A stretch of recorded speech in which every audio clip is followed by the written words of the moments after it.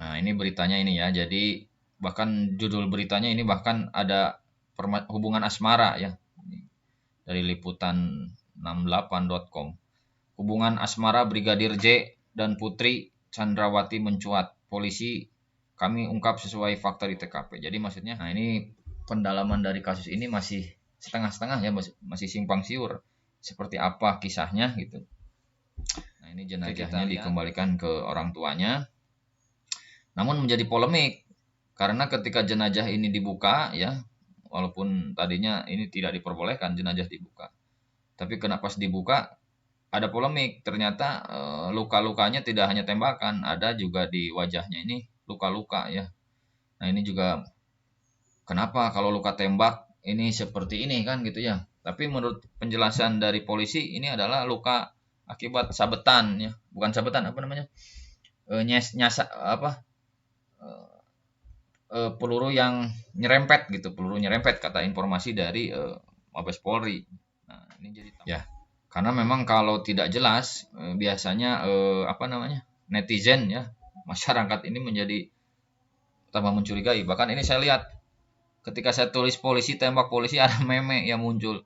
Ini polisi tembak polisi, yang mati duluan adalah CCTV. Nah, jadi ini memang mungkin sindiran ya, satir mungkinnya. Kenapa kalau peristiwa yang melibatkan petinggi ini kadang-kadang CCTV menjadi bahan candaan ya. Nah, saya mencoba juga mengambil sudut pandang lain, di mana apakah ini mirip dengan kisah Nabi Yusuf? Ya, ini saya kasih tanda tanya ya, mirip kisah Nabi Yusuf. Jadi tentunya jelas memang tidak sama ya, karena ini terjadi di apa namanya, di Indonesia ya. Kalaupun Nabi Yusuf itu kan di Mesir kan, dan di rumah tersebut jelas ada tuan ya, Pontifier, ada istri dan ada Yusuf dan pembantu yang lain mungkinnya. Maka Pontifier pun sangat senang dengan Yusuf. Ia menjadikan Yusuf sebagai pelayan pribadinya. Nah, terus naik jabatan Yusuf ini di. Saya melihat informasi yang menarik ya, kalau di Bible ya, di Bible tidak muncul tadi ungkapan tertarik juga Yusufnya. Tapi kalau di Quran ini menarik nih. Yusuf pun ternyata luluh hatinya ya. Coba kita lihat. Sesungguhnya itu telah bermaksud melakukan perbuatan itu dengan Yusuf, dan Yusuf pun bermaksud melakukan pula. Jadi hamat bihi wa hamat biha. Jadi ketika terus diulang-ulang ya, kalau wanita itu jelasnya sudah tidak kontrol karena proses mengajaknya kan dia terus-terusan. Nah, tapi kalau Yusuf ini sudah tahan sebenarnya ya. Tapi karena Yusufnya ini juga terus didera seperti itu, ya wajarlah laki-laki saya melihat gitunya. Ternyata juga Nabi Yusuf di sini juga hamat biha ya, bermaksud nih. Tapi ya untuk. Assalamualaikum warahmatullahi wabarakatuh. Mungkin hari ini hari Jumat ya, saya akan mencoba mempresentasikan ya. Ini ada sebuah permasalahan menarik yang sekarang menyita pemikiran masyarakat Indonesia, para netizen, baik dari kalangan bawah sampai ke atas ya. Para pejabat tinggi pun menyorot lah masalah ini. Di mana kasusnya adalah polisi tembak polisi.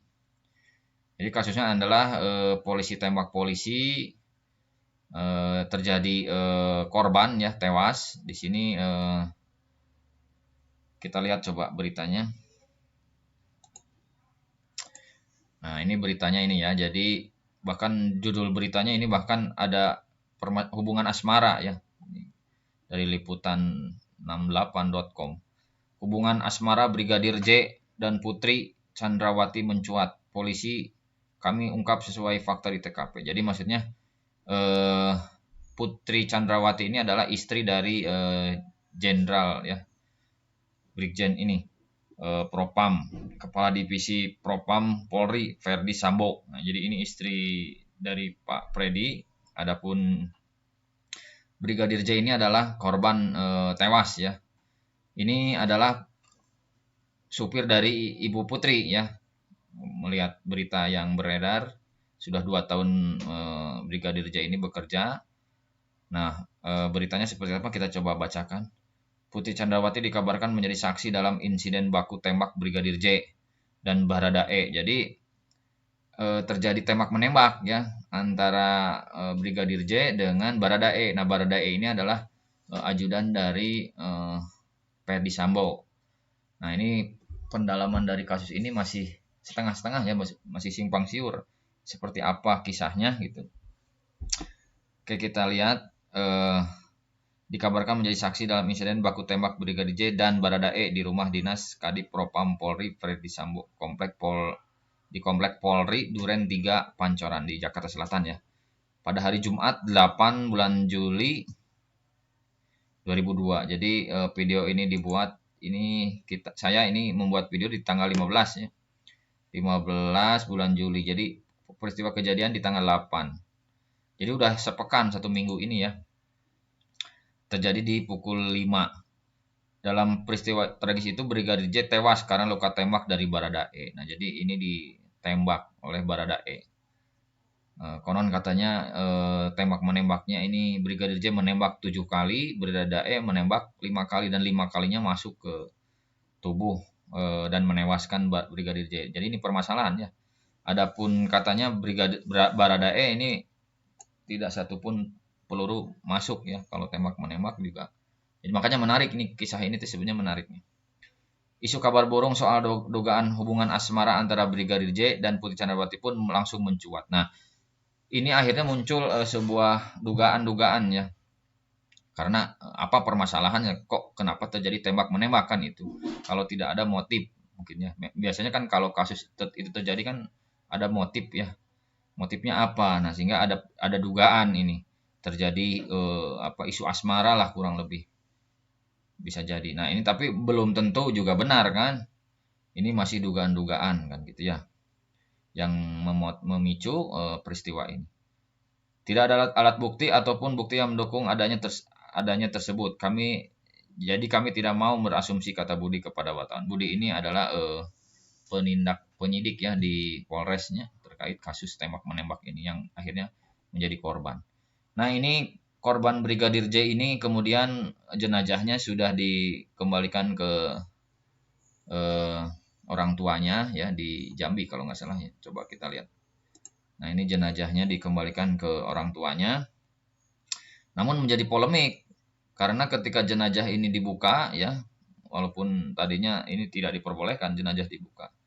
Tapi kenapa pas dibuka ada polemik. Ternyata luka-lukanya tidak hanya tembakan, ada juga di wajahnya ini luka-luka ya.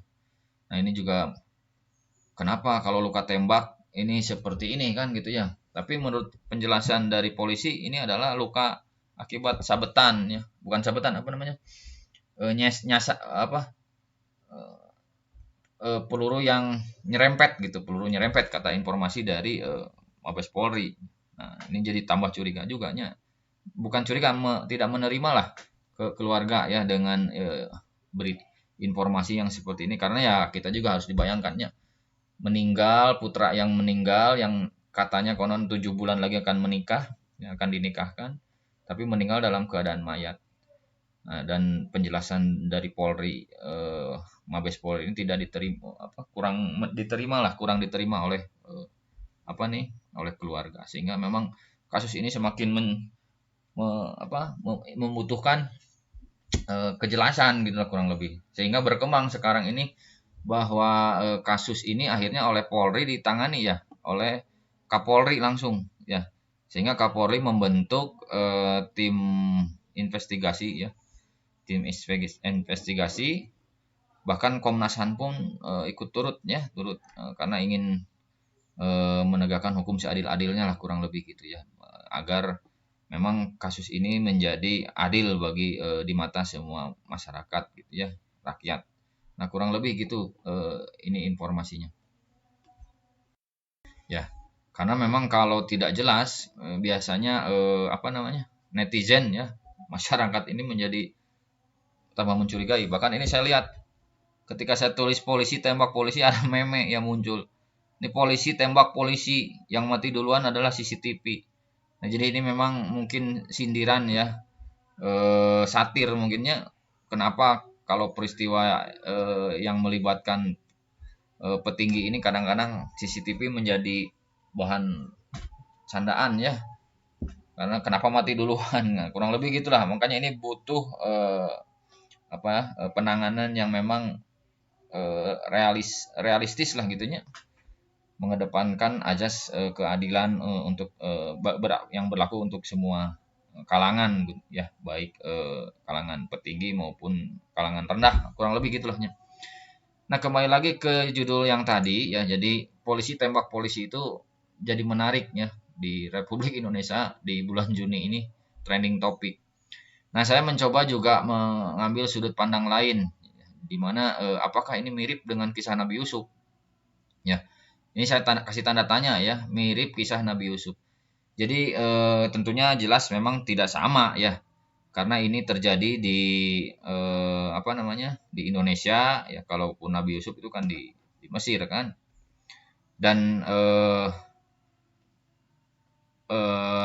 kalau kisah Nabi Yusuf ini kan masalahnya kan Nabi Yusufnya tidak meninggal kan. Kalau ini kebetulan Brigadir J ini meninggal ya, sebagai bawahan dia meninggal kan, tewas. Kalau adapun Nabi Yusuf ini tidak meninggal, tetapi di penjara. Nah, di penjara Nabi Yusuf juga menarik nanti.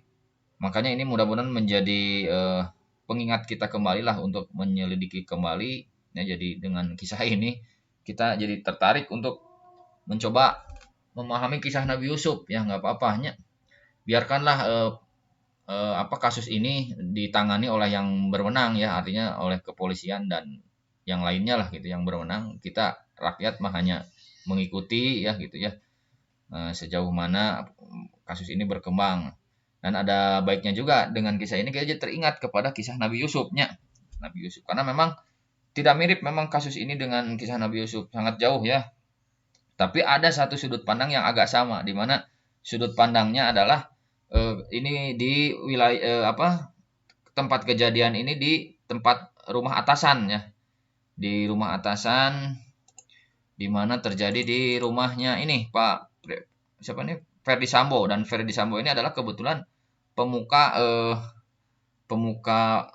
negara lah ya, pejabat, tokoh negara. Ini agak mirip memang kalau lihat dari sisi sudut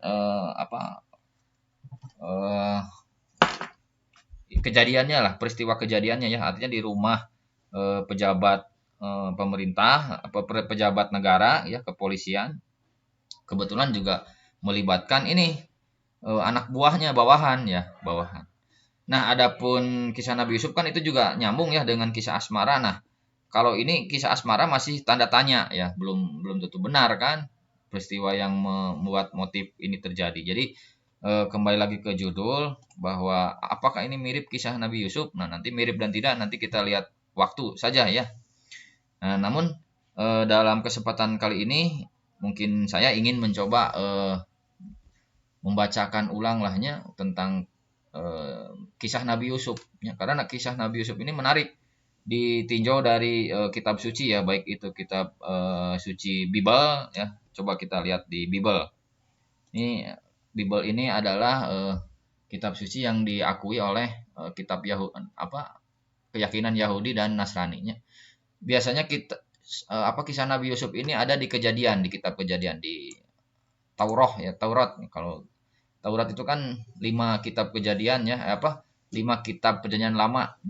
Yang pertama kan 1, 2, 3, 4, 5. Nah, jadi 5 kitab awal ini disebut Taurat. Ya, terjadi di kitab Kejadian. Kita coba lihat ya kisah Yusuf di kitab Kejadian. Ya, jadi sekarang kita dari kasus tembak-tembak menembak polisi ini kita coba sambungkannya. Walaupun tidak nyambung ini sebenarnya, cuma menjadi pemicu kepada kita untuk mengingat ya kisah Nabi Yusuf. Kita lihat kisah Nabi Yusuf di kitab Kejadian ya. Ini coba kita lihat di Kejadian berapa. Ini sunat itu biasanya Ibrahim, Yakub, nantinya Yakub kan anak bapaknya Nabi Yusuf ya. Nah, ini udah deket nih Yakub mana coba Yakub. Nah, ini Yusuf. Nah, ini sudah Yusuf ya. Yusuf dan Tamar, Yusuf dan istri Yehuda dan Tamar, ya, Yusuf dan istri Pontifair. Nah, kebetulan nih Pontifair ini adalah pejabat negara ya di Mesir. Nah, ini istrinya. Nah, ini agak mirip. Nah, kita coba lihat kasus ini ya. yang kisah tempo dulu. Nah, ini Yusuf dan Potifar. Sementara itu para pedagang membeli Yusuf. Nah, jadi awal mulanya memang Yusuf itu diangkatnya, diambil oleh pembesar negeri ya.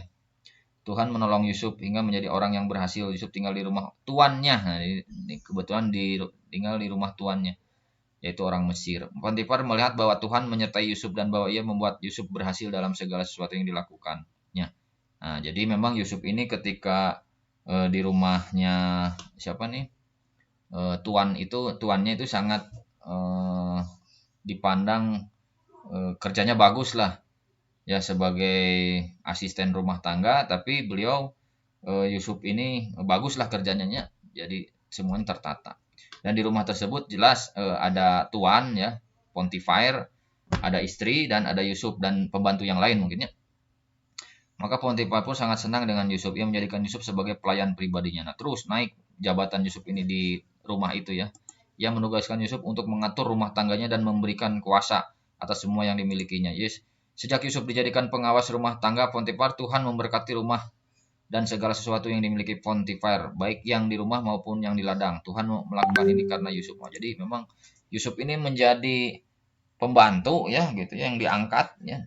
Tapi dengan keberadaan Yusuf di rumah ini menjadi bagus rumahnya ya, menjadi tambah teratur lah rumahnya. Ada keuntungan ketika mengangkat Yusuf sebagai asisten rumah tangganya. Potifar pun mengizinkan Yusuf bertanggung jawab atas segala sesuatu di dalam rumahnya. Ia tidak perlu memikirkan apa-apa lagi kecuali soal makan dan yang dimakannya. Yusuf sangat gagah dan tampan. Setelah beberapa waktu, istri majikan Yusuf mulai memberikan perhatian khusus kepadanya. Suatu hari ia berkata kepada Yusuf, tidurlah denganku. Nah, jadi ada permasalahan juga nya, karena saking mungkin di rumah gitu ya, lama kelamaan timbul hasratnya, syahwat. Ya wajarlah. Kalau saya lihat ini sebuah kewajaran ya antara wanita dan pria. Jadi wanita itu kan fitrahnya itu kan tertarik kepada lawan jenis ya. Begitupun laki-laki tertarik kepada wanita kan. Kalau laki-laki tertarik kepada laki-laki, nah itu keluar dari syahwatnya, menyalahi fitrah. Nah, ini wajar menurut saya kan. Karena ini memang situasi membuat seperti itu kan di rumahnya. Lama kelamaan melihat tingkah laku yang Yusuf juga semakin dewasa, semakin tampan kan gitu ya. Akan tapi Yusuf menolak, katanya tuanku mempercayakan segala sesuatu dalam rumahnya. Nah, di sini Yusuf bagusnya tetap konsisten, amanah dan tidak akan menyanyiakan amanah dari tuannya ya, Potifar. Tidak seorang pun di rumah ini memiliki wewenang yang lebih besar daripadaku. Tuanku tidak menyayangkan segala miliknya dariku kecuali kamu, karena kamu adalah istrinya. Bagaimana mungkin aku melakukan kejahatan seperti itu dan berdosa terhadap Allah? Jadi ini Yusuf bagusnya menurut saya, amanah orangnya. Meskipun istri Potifar memujuk Yusuf setiap hari, nah ini setiap hari, Anda coba bayangkan ya, ini setiap hari kan, istri Potifar ini melihat wajah Yusuf yang tampan, gagah mungkinnya. Yusuf tetap tidak mau tidur dengannya dan Yusuf tetap konsisten ya. Namun saya juga terbayanglah situasi ini ya, di rumah yang terus setiap hari kan gitunya. Suatu hari Yusuf masuk ke rumah untuk melakukan pekerjaannya. Ia hanya seorang diri di rumah pada waktu itu. Nah, ini ada kasus nih. Ketika tidak ada siapa-siapa nih, istri tuannya menarik. Nah, ini sudah mungkin ya juga wajar ya, namanya juga syahwatnya. Istri tuannya menarik pakaian Yusuf dan berkata kepadanya, marilah tidur denganku. Akan tetapi Yusuf lari keluar rumah begitu cepat sehingga ia meninggalkan pakaiannya di tangan perempuan itu. Ketika istri Potifar melihat Yusuf lari dari rumahnya, ia meninggalkan pakaian di dalamnya. Nah, jadi ini permasalahan laki-laki wanitanya yang terjadi di rumah ya. Kebetulan tidak ada siapa-siapa dan ini sering berulang ya. Menurut saya juga wajar, tapi ini hebat antara Yusuf ya, bagaimana tetap menahan amanahnya.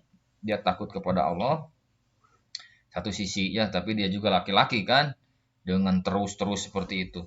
Nah, ini ada redaksi lain lagi di Al-Qur'an. Kalau ini kan tadi di Bible ya, di Bible kitab Kejadian. Nah, sekarang kita lihat di Al-Qur'an coba. Kita lihat di Al-Qur'annya bagaimana narasinya. Di Al-Qur'an itu kita bisa jumpai di surat Yusuf ya, di surat Yusuf itu surat ke-12 ya di urutan Mushaf Utsmani. Coba di ayat 26 kalau nggak salahnya. Nah, ini Yusuf berkode mengedaku. Nah, ini coba lihat di 25 ya. Nah, coba kita lihat. A'udzubillahi minasyaitonirrajim. Bismillahirrahmanirrahim. Walaqad hammat bihi wa hammat biha. Laula arra'a burhana rabbih kazalika linasrifa anhu su'a wal fahsya innahu min ibadinal muhlasin. Nah, sesungguhnya wanita itu telah bermaksud melakukan perbuatan itu. Jadi bermaksud yang artinya mau berzinah lahnya, melakukan cabul mungkinnya dengan Yusuf. Nah, dan Yusuf pun bermaksud melakukan pula dengan wanita itu, andaikan dia tidak melihat tanda dari Tuhannya. Demikianlah agar kami memalingkan daripadanya kemungkaran dan kekejian. Sungguh Yusuf pun termasuk hamba-hamba kami yang terpilih. Nah, di sini saya melihat informasi yang menarik ya, kalau di Bible ya. Di Bible tidak muncul tadi ungkapan tertarik juga Yusufnya. Tapi kalau di Quran ini menarik nih. Yusuf pun ternyata luluh hatinya ya. Coba kita lihat. Sesungguhnya wanita telah bermaksud melakukan perbuatan itu dengan Yusuf, dan Yusuf pun bermaksud melakukan pula. Jadi hamat bihi wa hamat biha. Jadi ketika terus-terus diulang-ulang ya, kalau wanita itu jelasnya sudah tidak kontrol karena proses mengajaknya kan dia terus-terusan. Nah, tapi kalau Yusuf ini sudah tahan sebenarnya ya. Tapi karena Yusufnya ini juga terus didera seperti itu, ya wajarlah laki-laki saya mau lihat gitunya. Ternyata juga Nabi Yusuf di sini juga hamat biha ya, bermaksud nih. Tapi ya untungnya Allah di sini juga apa namanya? Dengan demikian andaikan kan dia tidak melihat tanda Tuhannya, artinya ditolong oleh Allah karena memang sifat dari nabi itu kan dijaganya dari kesalahan. Nah, saya melihat di sini banyak pelajarannya, di mana kasus kerja bareng ya, artinya satu lingkungan yang sama antara non muhrim gitu ya, baik itu tuan dan anak buah gitu ya, yang jelas dia laki-laki atau wanita ya wajar ada sebuah ketertarikan bisa jadi terjadi ya. Jadi antara atasan dan bawahan kan gitu ya, lokasinya sama dan sering itu biasanya juga muncul sifat-sifat ya fitrah manusia ya, laki-laki tertarik kepada wanita, wanita pun sama. Jadi wajar. Kalau memang tidak kuat iman memang bisa saja terjadi karena kasus seperti ini tuh sangat banyaknya. Gitu. Jadi di sini juga saya melihat Yusuf pun bermaksud ya, cuman memang Yusuf tidak satu kali ini, dia terus tahan-tahan dan yang terakhir ini juga dijaga oleh Allah kan. Dijaga oleh Allah. Nah, nanti dari kasus ini banyak nih nanti kita lihat ya. Akhirnya ada peristiwa penjara. Nah, penjara ini nanti di kitab suci mana? Bible dan Quran agak berbeda ya, kasusnya seperti apa. Nah, mungkin sebulan inilah saya berniatnya untuk membahas kisah Yusuf ini. Jadi termotivasi gara-gara peristiwa ini ya. Peristiwa ini polisi tembak polisinya. Ya, memang tidak sama peristiwanya dengan kisah Nabi Yusuf, sangat jauh dari sama ya atau mirip. Tapi dari sisi polanya agak mirip ya, di mana ini ada atasan dan bawahan. Dan bahkan dari judul-judulnya juga ini ada yang menghubungkan dengan hubungan asmara. Ya walau alam ini belum tentu benar ya hubungan asmara. Tapi memang masih diselidiki ini kisah ini yang men-triggernya, yang memicu tembak sehingga Brigadir J ini meninggal ini apa kan? Karena harus kuat ya motif penembakan ini karena kan korban itu tewasnya. Tewas. Nah, kurang lebih gitu ya. Mungkin judul kali ini nanti akan berlanjut dengan kisah Nabi Yusuf. Kita akan dalami kisah Nabi Yusuf. Ya, mudah-mudahan peristiwa polisi tembak polisi ini jadi mengingatkan kita bersama ya, terkait kisah Nabi Yusuf. Mudah-mudahan ada hikmah. Ya. Adapun jika saya cukupkan dulu sekian lah ya. Kalaupun ada salah dari sisi penyampaian itu datang dari saya dan saya memohon tanggapan responnya ya dari kesalahan ini bisa ditulis di komentar. Adapun misalkan kalau benar ya itu datang dari Allahnya. Ini kisah ini menjadi menarik gitulah. Itu saja mungkin dari saya. Assalamualaikum warahmatullahi wabarakatuh.